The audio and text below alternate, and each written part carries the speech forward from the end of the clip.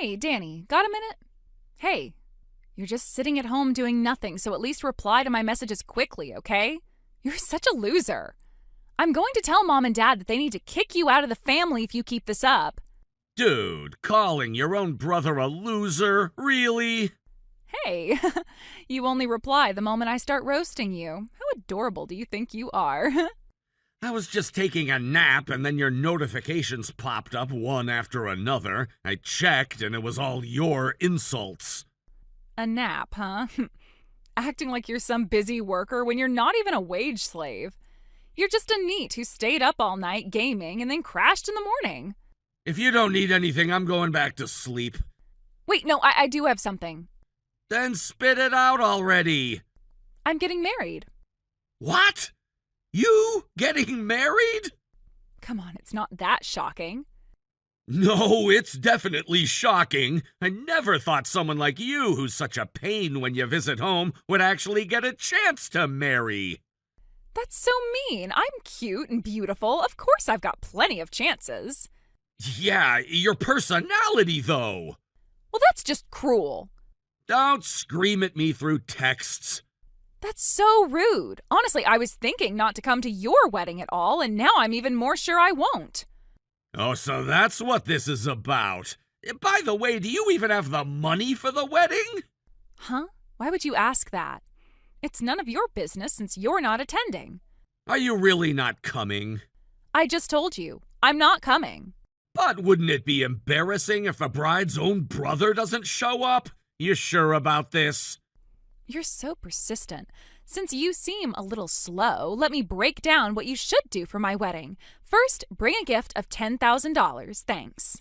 What? $10,000 as a gift? But don't come to the wedding and forget about hanging out with relatives, too. Wait, what? You want me to skip the wedding but give a massive gift? Isn't $500 the usual for siblings? That's my test, a blend of tough love and kindness from your sister. What does that even mean?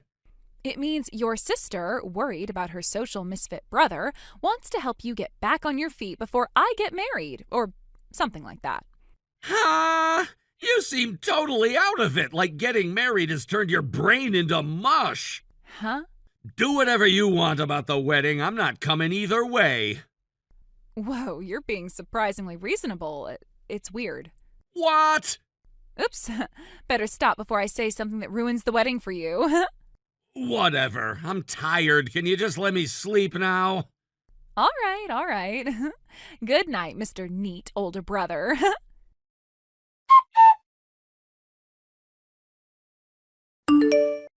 Danny, I forgot to tell you something important. What now? I've got a meeting in a little bit, you know. Meeting? Yeah, an online meeting with work people. Wait, is that one of those online game chats again? Huh? My fiancé works as a programmer at a company that makes games. Oh, so he's a game programmer. Yeah, and he told me there are people who build relationships through chat features in games. Huh. I do play online games sometimes, but the meeting I'm about to attend is legit work-related for real. Enough with that. It's not important. What I forgot to tell you yesterday. What is it? Like I said, my fiancé is a game programmer, and guess what? He makes good money. No? Yeah, joining that matchmaking event in town really paid off. Oh, right. The shopping district holds that matchmaking event once a year. He's a high-spec catch, totally different from you. You really treat your fiancé like a prize, huh? Don't be jealous just because you're jealous. I'm not jealous at all. His name's Seth. Seth? He's seriously a great guy. I'm definitely not introducing him to you. Wait, you're having a meeting between the families, right? Are you saying I'm not invited to that either? Of course not. I don't want your NEET smell to ruin Seth's image. NEET smell? Don't ask for explanations. It's annoying. By the way, still not working? Huh? You promised to give me a $10,000 gift, remember? The wedding's in about 6 months. If you don't start working now, there's no way you'll save up $10,000 in time. You're still on that? You don't come to the wedding, no family gatherings, don't even show up. That's kind of selfish. I already told you, that's my tough love and kindness, helping a social misfit like you get back on track. Who's a social misfit? It's a great story, right? You start working just to scrape together my wedding gift. In exchange for not inviting you to the wedding, I'll make sure you get your moment in the spotlight with that story. You should be grateful. Then give back the $20,000 for the wedding. What? What are you even talking about? Come up with an excuse and obey me this once. Fine. Meeting's starting soon, so I'm shutting off messages. There's no meeting. You're just bored. Come listen to me brag about my fiancé. I'm turning my phone off now. Hey, wait!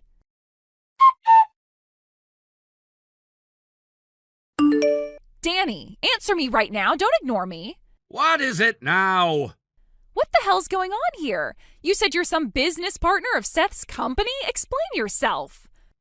Yeah, about that. I was just as shocked as you. Yesterday at the online meeting, Seth was there too. What? During a break, we started talking about personal stuff. I asked him straight up, and sure enough, he's the Seth who's your fiancé. Why didn't you tell me sooner? Because I only found out yesterday myself, all right? No, not that. I'm talking about you being some close business partner of Seth's. And you're actually a game character designer? You never told me that. Look, Seth and I only connected yesterday, and I told him I'm an illustrator. I thought I told you before. Well, you clearly didn't say enough. It's your fault I thought you were some lazy NEET. You're the one who's been calling me a worthless loser this whole time. I was bracing myself for this cold shoulder. I expected it. Is this really happening? Why are we even like this? Because I told Seth you're a hopeless good-for-nothing NEET who's obsessed with games and can't fit into society. That's harsh even for you. So here I am, supposedly trying to help you get your life together, and the 10,000 by my wedding is your deadline, a test, my so-called tough love. Unbelievable. But then I find out you and Seth are connected like this. Yeah, Seth told me your ideal brother-in-law looks nothing like the real thing, so he's lost all trust in you. Please do something. Convince Seth not to call off the engagement. He's a fan of your art beyond just work, so maybe if you talk to him, he'll reconsider. No chance. Why the hell not? Because you've been boasting about paying half the wedding costs, $20,000 of it. Wait, I'm working on convincing Dad it's my money. That money belongs to me. What? Dad's been seriously ill, had to retire early, still paying medical bills. Do you think he can just hand over that much cash? I didn't think of that. That's why I ended up paying. You did what? Before I knew Seth was your fiancé, I vented about this nonsense. Your lies and delusions are coming out now. Mismatched money sense like this? It's a perfect reason for Seth to break off the engagement. No, please. And by the way, I'm putting $1,000 a week into the household funds. $1,000? Compared to your part-time jobs here and there with zero savings and a big attitude, I think I'm the one holding it together.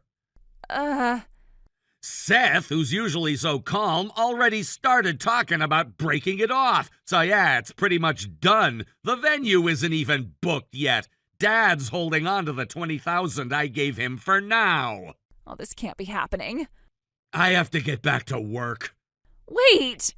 You've got deadlines, but don't you care about saving your cute sister?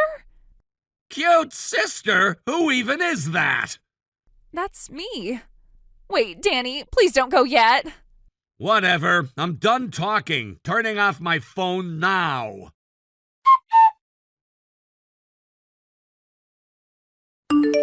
A few minutes later, my sister was pounding on my bedroom door, shouting so loudly that even earplugs couldn't drown her out.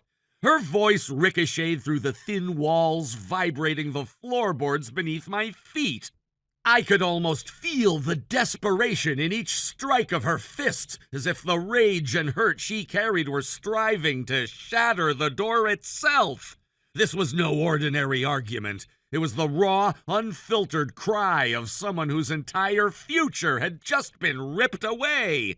The engagement was broken. Nothing I could do or say would change that. Even the legal settlement, the so-called consolatory payment, was finalized, modest but symbolic, a gesture to close the chapter, to hush any talk of scandal.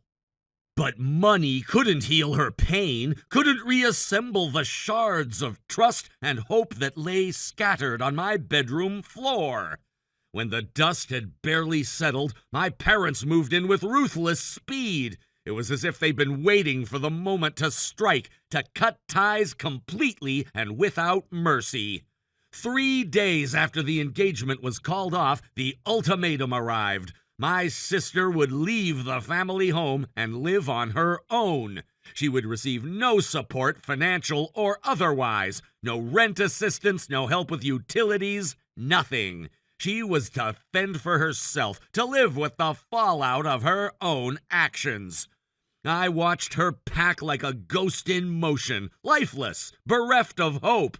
She stuffed clothes into suitcases and scarves into carrier bags with trembling hands, the corners of her mouth turned down in a misery that made my heart ache. Every item she packed felt like a sacrifice. The silk blouse she bought for our wedding celebration, the scented candles she spent hours picking out, the framed photograph of her and her fiancé, half smiling, half dreaming of a life that would never come to pass. My mother hovered over her like a specter of judgment. With clinical precision, she oversaw the process, directing the movers to load each box into the small van that sat idling at the curb.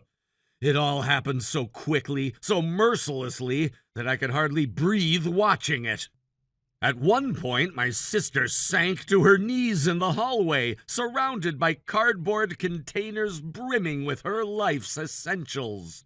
She pressed her forehead to the wooden floor and sobbed in a way that tore at the silence itself. Her tears pooled at her lashes, wetting the surface of the hard wood until they glistened like tiny jewels. There was no one to comfort her. No one offered a gentle hand on her shoulder or a whispered promise that things would be okay. Instead, my mother calmly retrieved a dictionary from a nearby shelf. I stood 6 feet away, watching every move. My mother's expression was unreadable, icy, detached. She flipped through the yellowing pages until she found the term she wanted: self-inflicted consequences. Her finger traced the letters as if branding them into my sister's mind. She held my sister's gaze and spoke with a voice so soft it contrasted painfully with the harshness of her words. Think about why this happened. Understand what you brought upon yourself. And then she turned and walked away, leaving my sister kneeling alone in a storm of emotions and scattered boxes. I swallowed hard, the lump in my throat feeling like a stone. My sister looked up at me, her eyes red-rimmed and glassy.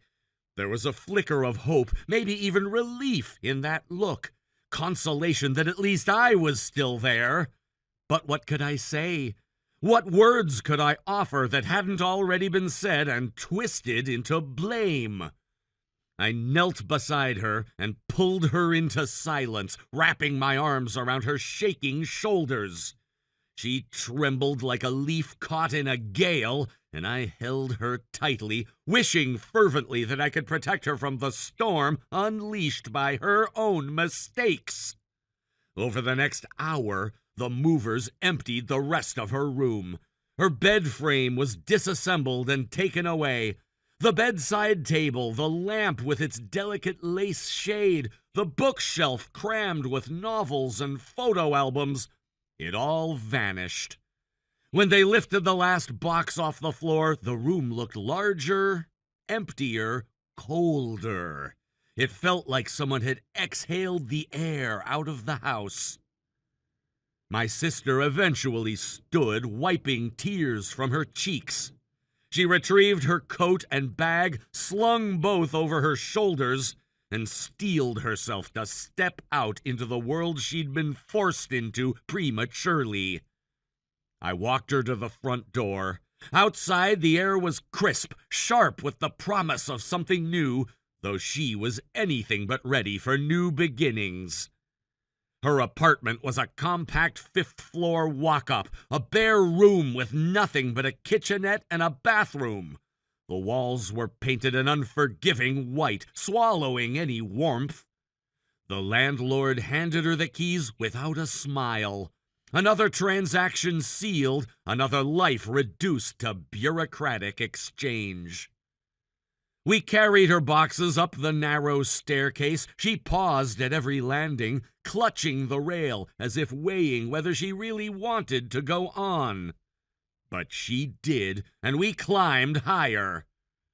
When we arrived, she unpacked the first box with shaking hands. Out came mismatched dishes, old towels, a handful of clothes. There was no furniture beyond the thin mattress she'd purchased on credit. No photos on the walls, no sign of the laughter or chatter that had once defined her life.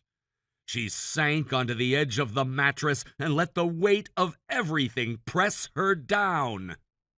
That night, I stayed in her apartment, sleeping on the small pull-out couch in the living area. The city lights blinked in through the window, distant and indifferent. My sister lay curled on the mattress, staring at the ceiling like she expected it to collapse on her at any moment. When I finally drifted off, I dreamed of the pounding on the door, the echo of my mother's words, the unyielding sound of cardboard boxes being sealed shut. The next morning, I woke up to find her still in the same position.